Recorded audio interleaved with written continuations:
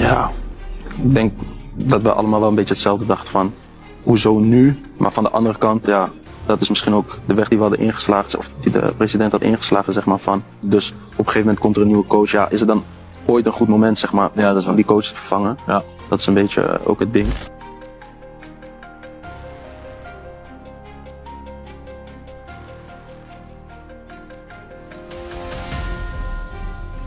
Inilah kenyataan yang mengejutkan.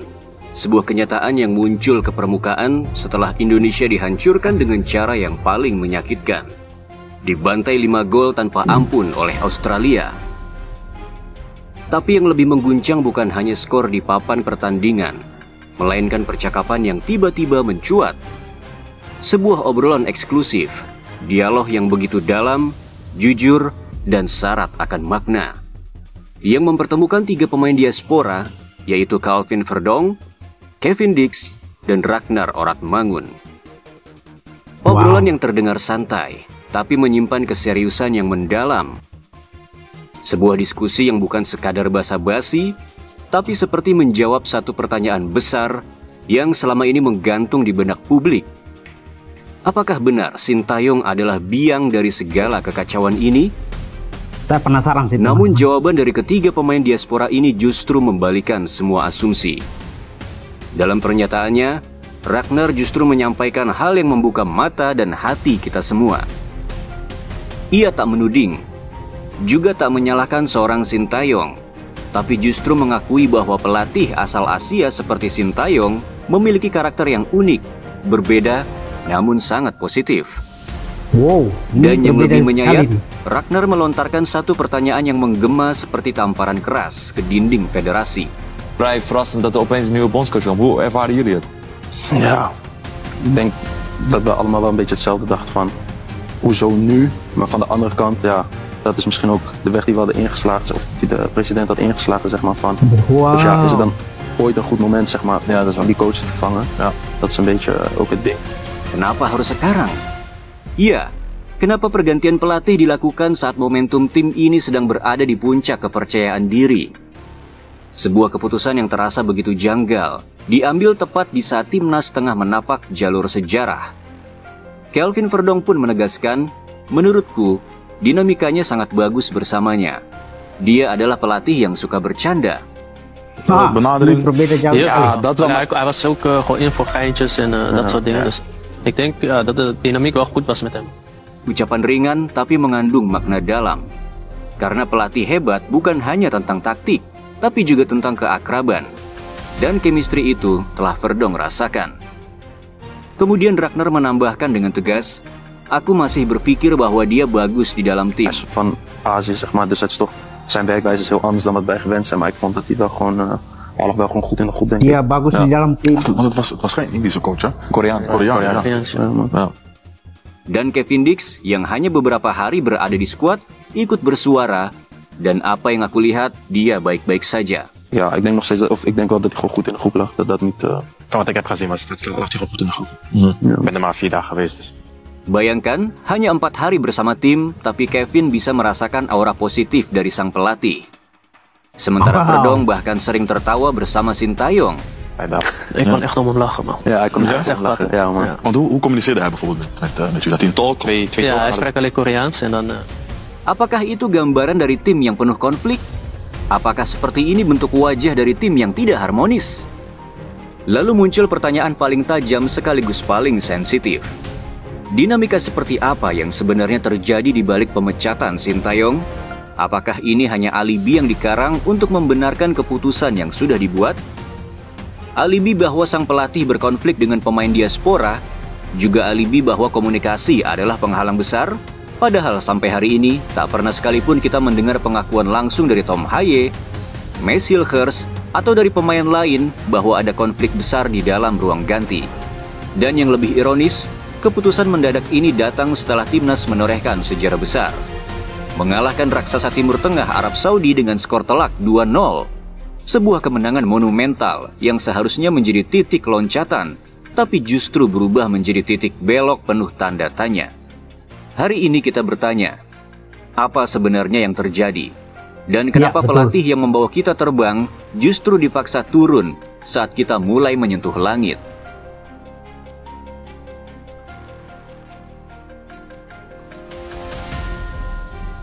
Nah, teman-teman semua, akhirnya terbuka ya pengakuan dari ketiga pemain diaspora kita, Verdonk, Kevin Dix, dan Ragnar Oragman, yang mengaku bahwa sebenarnya mereka juga tidak mereka bertanya-tanya kenapa sih harus terjadi pergantian pelatih di tengah-tengah kompetisi seperti ini. Padahal Sintayong ini tidak hanya pekerjaannya bagus, tidak hanya menjadi pelatih yang bagus, tapi membawa suasana ke dalam tim itu membuat para pemain itu menikmati. Berarti selama ini berita-berita yang berseliweran di luar sana tentang ada konflik antara Sintayong dan para pemain, dan katanya ada kendala bahasa, itu langsung dibantah oleh ketiga pemain ini. Ini sangat miris sekali. Sebenarnya ada alasan apa di balik semuanya ini? Dan hasilnya kita sudah lihat. Indonesia dibantai 5-1 setelah pemecatan Sintayong. Saya pikir Indonesia akan belajar dari Arab Saudi setelah Arab Saudi memecat pelatihnya dan digantikan dengan pelatih yang baru. Berpikir ada perubahan. Ternyata Arab Saudi disikat sama Indonesia 2-0. Saya pikir Indonesia akan mengambil hikmah dari situ. Ternyata tidak. Indonesia mengambil langkah yang sama, bahkan lebih buruk. Indonesia harus menelan kekalahan besar 5-1. Dan menurut sejarah ini adalah kekalahan terbesar kedua lawan Australia. Wow. Dengan fakta yang terbuka, dengan para pemain bisa speak up ke publik seperti ini, membuat kita sebagai pecinta sepak bola bertanya-tanya, apa sebenarnya yang terjadi di timnas Indonesia, di PSSI? Jangan bahas ini lagi, karena akan memperkeruh suasana timnas Indonesia. Begitu kata sebagian orang yang ingin meredam suara-suara kritis supporter timnas Indonesia. Tapi mari kita berkata jujur, benarkah diam adalah pilihan terbaik? Cobalah tanyakan kepada 3 pemain diaspora yang terlibat dalam dialog di awal video tadi. Mengapa mereka tak diam saja mengenai isu yang paling sensitif yang sedang terjadi antara Federasi dan Sintayong? Bukankah justru mereka yang paling rentan? Jika ada pihak yang tak senang dengan dialog itu, maka risiko terbesar bukan pada kita, tapi pada mereka. 3 pemain yang telah berjuang meninggalkan tanah kelahiran demi lambang Garuda di dada. Dan mereka juga bisa saja tidak dipanggil lagi, hanya karena keberanian mereka berbicara dan mempertanyakan keputusan federasi. Coba tanyakan pada Ragnar, kenapa ia justru bersuara lantang mempertanyakan keputusan besar ini? Kenapa ia tak setuju pergantian pelatih dilakukan saat momentum sedang menguat? Karena Ragnar tahu, ini soal arah kemana kapal Garuda akan berlayar. Tanyakan juga pada Verdonk. Kenapa ia tetap tertawa dan bersenda gurau dengan pelatih yang katanya arogan bahkan diktator? Mengapa Verdonk justru merasa nyaman dengan sosok yang selama ini dicap pelatih yang tak bisa menerima kritik? Kalian tahu kenapa? Karena di ruang ganti, bahasa tak selamanya soal kata-kata, tapi juga tentang rasa kekeluargaan. Dan pelatih sebelumnya sungguh telah memberi rasa percaya yang besar pada pemainnya. Semua ini bukan sekadar nostalgia. Ini luka yang masih menganga di hati para supporter. Kita bukan takut kalah. Kita paham, Australia bukan tim kacangan. Mereka raksasa Asia. Mereka veteran Piala Dunia. Namun, justru karena kita tahu siapa mereka, kita makin heran dengan apa yang terjadi malam tadi. Karena dulu di bawah pelatih yang dicemooh itu, yang katanya punya kendala dalam komunikasi, yang dituduh penuh konflik, Justru di tangan pelatih itu, timnas Indonesia mampu membuat Australia diam membisu. Tak ada satu gol pun yang mereka cetak. Kita membuat mereka mati kutu. Betul itu teman-teman. Betul sekali. Saya setuju. Di era Sintayong, Australia. Tapi malam tadi, dengan pelatih baru yang katanya lebih modern, yang katanya lebih visioner, yang katanya total football, kitalah yang justru hancur lebur. Dibantai 5 gol tanpa perlawanan berarti. Kita yang remuk redam. Tim yang punya materi pemain terbaik sepanjang sejarah timnas Indonesia. Tim yang membawa harapan akan melesat menuju Piala Dunia. Justru luluh lantak. Dibantai 5 gol oleh tim yang dulu pernah kita tahan imbang. Mungkin ekspektasi kita yang terlalu tinggi, tapi ekspektasi itu hadir karena komposisi pemain kita. Kita bicara soal timnas Indonesia yang kini berisi 21 pemain abroad. Pemain-pemain yang bermain di liga-liga top Eropa. Pemain-pemain yang punya market value lebih dari 640 miliar. Bahkan secara market value, kita lebih unggul dari Australia.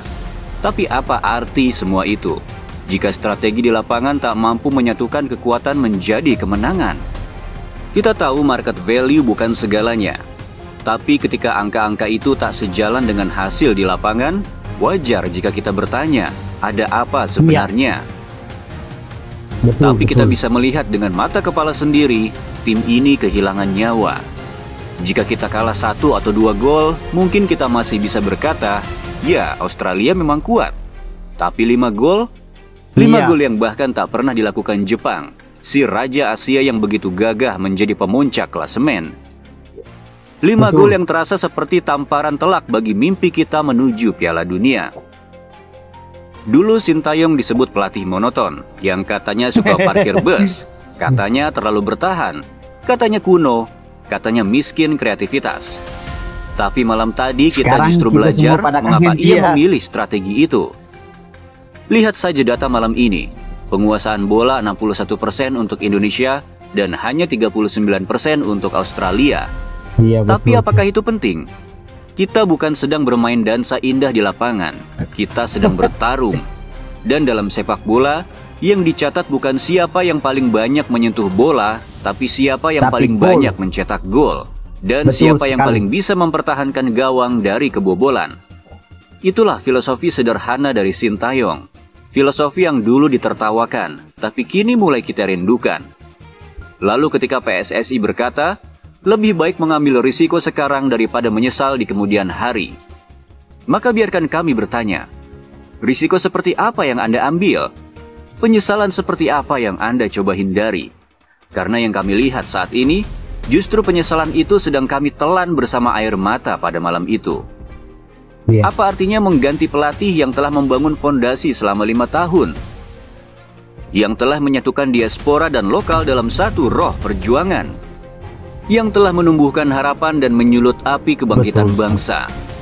Lalu menyerahkan tim ini kepada pelatih baru tanpa target lolos Piala Dunia, tanpa tekanan yang sama, tapi dengan ekspektasi seolah semuanya akan langsung berjalan sempurna?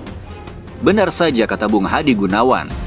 Pelatih lama membangun tim 5 tahun, bongkar pasang pemain lokal dan diaspora, akhirnya menemukan kerangka tim saat mengalahkan Arab Saudi. Tiba-tiba diganti dengan pelatih baru dan disuruh langsung kalahkan Australia. Ini gila. Ini ya teman-teman, pasti ada yang bilang, kan Patrick Kluivert ini baru 2 hari bertemu pemain timnas Indonesia, masa langsung disuruh menang lawan Australia? Ya, kita tahu bahwa resiko menggantikan pelatih di tengah-tengah kompetisi seperti ini itu sangat resikonya sangat lebih besar daripada kita bertahan ya teman-teman. Sebenarnya kita sudah mendapatkan pelajaran yang bagus ketika Arab Saudi melakukan pergantian pelatih di tengah-tengah permainan. Dan hasilnya Arab Saudi kalah 2-0 lawan Indonesia. Nah, kerangka timnas kita ini kan sudah di otak-atik selama 5 tahun, akhirnya ketemulah formula yang pas untuk lawan Arab Saudi dan kita berhasil menang. Tiba-tiba diganti oleh pelatih baru, nahkoda baru yang belum 100% mengenal para pemain. Dan waktu yang dikasih untuk pelatih baru ini sangat mepet untuk penyesuaian, untuk mengenal lebih dalam terhadap tipikal para pemain ini. Hasilnya adalah kita menelan kekalahan 5-1. Itu kekalahan yang sangat menyakitkan buat kita pecinta sepak bola Indonesia. Susunan para pemain Australia yang dipilih ini, kualitas mereka bagus-bagus meskipun tidak dibela oleh beberapa pemain inti. Tapi timnas Indonesia juga memiliki para pemain yang secara kemampuan di atas rata-rata, dan itu bisa diadu. Nah, letak kesalahannya adalah taktik, menempatkan para pemain itu tidak tepat, atau memilih pemain untuk bermain di lapangan itu kurang tepat, sehingga hasilnya kita menelan kekalahan yang sangat menyakitkan. Taktik yang dikeluarkan oleh pelatih baru ini tidak memuaskan. Pertahanan rapuh, di tengah juga permainannya, komunikasinya kurang, dan lain sebagainya. Nah, kalau kita bandingkan dengan Sintayong pada masanya, itu Australia itu dibuat frustasi. Di leg pertama itu dibuat frustasi dan sulit sekali mendapatkan kesempatan untuk gol. Nah, di pertemuan kedua ini 5 gol, 2 golnya tiga golnya tuh terjadi karena kesalahan pemain, dan 2 gol itu terjadi dari tendang pojok, di mana para pemain tidak bisa kawal pemain Australia itu dengan tidak tepat. Sekarang kita mengerti kan kenapa Sintayong menerapkan back 5 di belakang. Ya, karena untuk antisipasi lawan-lawan kita seperti Australia ini, yang ketika melakukan counter attack itu sangat cepat sekali. Dan tambahnya lagi, siapa bilang bertahan itu pasti gagal dan menyerang itu pasti sukses? Italia juara dunia dengan bertahan, Belanda dengan total footballnya tak pernah juara dunia. Karena sepak bola bukan soal gaya, tapi soal hasil. Lalu pertanyaan besar lainnya, mengapa Nathan dimainkan sejak awal, bahkan hingga babak kedua? Seorang pemain yang bahkan tak diberi menit bermain di klubnya sejak Agustus tahun lalu. Padahal ada aturan yang pelatih baru buat sendiri, pemain yang tak dapat menit bermain di klub jangan berharap dapat tempat di timnas. Lalu mengapa aturan itu ia langgar? Di bangku cadangan ada Ivar Jenner, pemain matang, pemain reguler, pemain yang sudah terbukti kombinasi bersama Tom Haye mampu menghancurkan Arab Saudi. Di sana juga ada Joey Pelupesi, pemain yang proses naturalisasinya dikebut sampai ke Roma, Italia. Tapi apa yang terjadi? Joey tak dimainkan sama sekali. Ivar Jenner baru masuk menjelang pertandingan berakhir. Sementara Nathan yang sudah menunjukkan performa yang sangat jauh dari ideal dibiarkan terus bermain, membuka ruang, melakukan kesalahan fatal, dan menjadi titik lemah yang berhasil dimanfaatkan oleh Australia. Apakah kita masih harus diam dan pura-pura tidak kecewa? Tentu tidak. Karena malam itu bukan sekadar kekalahan. Malam itu adalah peringatan bahwa mimpi besar Garuda bisa runtuh dalam sekejap jika keputusan diambil tanpa arah. Dan jika hari ini supporter diperbolehkan berbicara jujur tentang apa yang kurang dan apa yang lebih dari pemain timnas Indonesia, maka inilah suara kami. Bukan untuk menjatuhkan, tapi untuk membuka mata pelatih yang baru agar langkah ke depan tak kembali salah arah. Sederhananya begini, Tom Haye adalah otak permainan. Namun otak sehebat apapun butuh kaki yang cepat untuk menopangnya, baik saat menyerang terlebih lagi ketika memutus serangan. Dan Tom tak punya lari yang cepat, dan itulah sebabnya Tom Ivan Haye Jenner. butuh seorang Ivar Jenner di Iya, sisinya. betul itu. Karena Ivar bukan hanya pemain tengah, ia adalah perisai. Iya dong. Ia penutup ruang, penjaga tempo, penyeimbang lini tengah yang membuat Tom Haye bisa berpikir dan mendikte Iya. permainan. Aduh. Jay Itzes punya postur, tapi ia bukan pelari. Dia Jay butuh kuat Rizky dalam Ridho. berduel, tangguh secara fisik. Tapi dalam duel kecepatan, ia butuh pendamping seperti Rizky Ridho Iya. yang selama ini jadi penyeimbang dalam skema bertahan. Dan jika kita bicara Kesal soal saya. Max Hilgers yang selama ini bermain di FC Twente dengan skema 2 bek tengah, bukan 3 bek seperti yang dipaksakan malam itu. Ia asing dengan sistem ini, ia butuh waktu beradaptasi, tapi sayangnya waktu itu tidak ada. Lalu Kelvin Verdonk, pemain yang gemilang di NEC Nijmegen sebagai fullback kiri, juga begitu memukau bermain di posisi itu ketika era pelatih timnas sebelumnya. Namun malam itu ia dipaksa menjadi left center back. Iya. Sebuah posisi yang tak biasa, sebuah beban yang tak seharusnya ia tanggung, dan hasilnya kita bisa melihat sendiri. Verdonk tak ikut menyerang karena sangat berisiko meninggalkan posisi LCB yang ia jaga. Betul itu. Jay Itzes pilar kuat bagi Venezia, yang selama ini bermain dengan pertahanan kompak dengan garis pertahanan yang rendah. Namun dipaksa bermain dengan garis pertahanan yang tinggi, sesuatu yang bahkan di klub maupun timnas sebelumnya tak pernah ia lakukan. Lalu kita bertanya, ini strategi atau eksperimen lagi? Ini laga kompetitif atau sekadar ajang coba-coba? Karena yang kita saksikan malam itu adalah pengorbanan sistem yang sudah dibangun dengan sangat baik di era sebelumnya. Iya. Demi eksperimen yang sungguh tak matang. Para pemain dipaksa bermain di luar kebiasaannya. Dipaksa bertarung dengan formasi yang tak pernah mereka kenal. Iya, betul. Dengan gaya yang bukan identitas mereka. Dan kita semua tahu, di sepak bola modern, kesalahan semacam ini adalah dosa besar.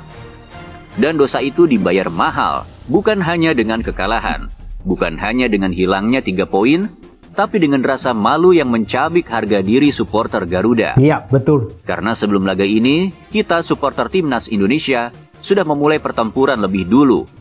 Kami berperang di medan Cywar. Kami mengguncang media sosial mereka, menebalkan ancaman dan ketakutan jika kita adalah tim kuat yang seharusnya mereka perhitungkan. Supporter berdiri sebagai bangsa yang siap menantang siapapun di tribun. Tak peduli walau jumlahnya kalah Iya. jauh dari supporter tuan rumah. Namun semua itu hancur dalam 5 gol yang menyayat hati kami. 5 gol yang bukan hanya mengoyak gawang, tapi mengoyak harapan. Harapan yang telah supporter lewati dengan air mata, doa, dan Betul. pengorbanan. Betul sekali. Dan malam itu, yang tersisa hanya tatapan kosong para pemain, yang tertunduk di tengah lapangan luas di tengah teriakan para pendukung tuan rumah. Namun bukan mereka yang harus menanggung semua beban ini sendiri. Karena bukan mereka yang memilih sistem ini. Bukan mereka yang memaksakan taktik yang tak sesuai dengan karakter mereka. Kita memang kalah, tapi kekalahan ini bukan hanya tentang skor. Ini adalah peringatan bahwa jika arah kapal ini terus dipaksakan melawan arus, maka yang tenggelam bukan hanya 1-2 orang, Kita semua. tapi seluruh armada Garuda yang sedang terbang tinggi menuju mimpi besar Piala Dunia Betul 2026. Dan hari ini kami hanya ingin bertanya dengan suara yang paling jujur. Apakah ini harga yang harus kita bayar atas sebuah keputusan yang terlalu diburu-buru? Apakah ini bentuk dari ambil risiko sekarang daripada menyesal nanti? Karena yang kami lihat malam ini justru penyesalan itu datang lebih cepat dari yang pernah dibayangkan. Iya. Tanyakan pada kami, para supporter. Betul. Kami tak butuh sepak bola yang mewah jika akhirnya rapuh. Kami tak minta sepak bola yang cantik jika akhirnya mudah hancur. Kami hanya ingin sepak bola yang bisa membuat kami berdiri tegak dengan kepala tinggi apapun hasil akhirnya. Karena cinta kami kepada timnas ini bukan karena kemenangan semata, Iya. tapi karena harapan kami telah dititipkan pada lambang Garuda di dada mereka. Dan jika malam ini adalah ujian, maka biarlah sejarah yang mencatatnya. Bahwa supporter Garuda tidak pernah diam saat Garuda hampir jatuh. Betul. Kami akan terus bersuara. Kami akan terus berdiri. Dan kami akan terus mengawal Garuda hingga ia kembali terbang tinggi. Bukan karena eksperimen, tapi karena keyakinan dan filosofi yang benar-benar hidup di dalam setiap detak jantung para pemainnya. Sampai kapanpun, Garuda tak akan pernah sendiri. Iya.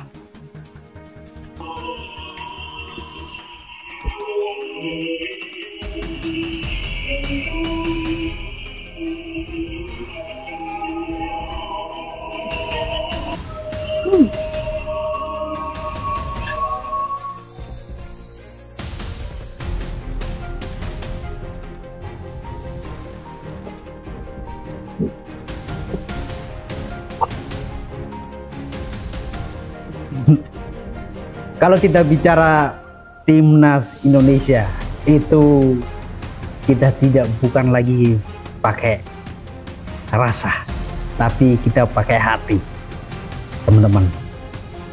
Ini menyangkut harga diri, martabat kita sebagai bangsa Indonesia. Melihat apa yang sudah dibangun itu runtuh dalam waktu singkat, itu sangat menyakitkan, sangat menyakitkan. Ini bukan hanya berbicara tentang kalah, tapi ini berbicara tentang perjuangan yang selama ini sudah dibangun, tiba-tiba runtuh begitu saja. Dan membuat kita kecewa. Ini juga bukan berbicara tentang ekspektasi kita terlalu tinggi, tapi fans melihat bahwa dengan materi pemain yang begitu bagus, yang sudah dibangun dengan waktu yang cukup lama, akhirnya menemukan suatu formula yang tepat, tiba-tiba dirombak oleh nahkoda baru yang tidak kenal betul dengan para pemain ini. Itu sangat-sangat menyakitkan buat kita semua, teman-teman. Tetap dukung timnas Indonesia untuk lawan Bahrain nanti.